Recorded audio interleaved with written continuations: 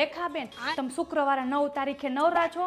ના ના મારે તો કઈ કામ નથી. મેં કીધું તમે નવરા હોવ ને તો મેં બધી બાયું બધા ભાઈઓ છોકરાઓને લઈને છે ને આપણે ગાડી બાંધીને મેં કીધું શિકાગો જઈએ એમ. ના ના થયું તો કાંઈ નથી. આ મારી ચકોડી કલહાનની મંડાઈ પડી છે. મમ્મી એ કે 9 તારીખે શિકાગોમાં છે ને આપણા ગુજરાતના સુપરસ્ટાર આદિત્ય ગઢવી કે મેગા કોન્સર્ટ લઈને કે આવી રહ્યા છે કે હા હા ભાઈ તારી માને ના શીખવાડીશ. તને જે કીધું ને એ કામ કર જા. હરક પદુડી તેમાં તો મેં કીધું આપણે બધા બાયું જોઈએ. મેં કીધું ટીવીમાં જ જોયું છે આવું લાઈવ મેગા કોન્સર્ટ તો મેં કીધું મેં ક્યારેય નથી જોયું.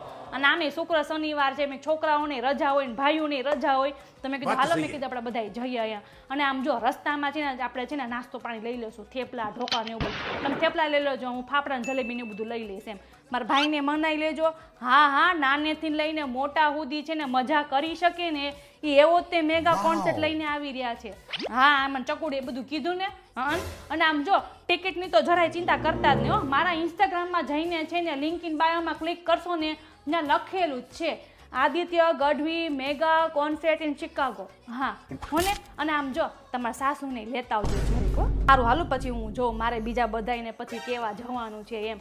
હું ચકોડીને પપ્પાને કહી દઉં ને કે તમે આવો છો તો હું ઓલી વ્યવસ્થા કરવાની જરીક ખબર પડે એમ. આમ જો ટિકિટમાં ખબર ન પડે ને તો તરત મને ફોન કરજો. બીજી લિંકુની ચાપુ દબી ના દેતા હો.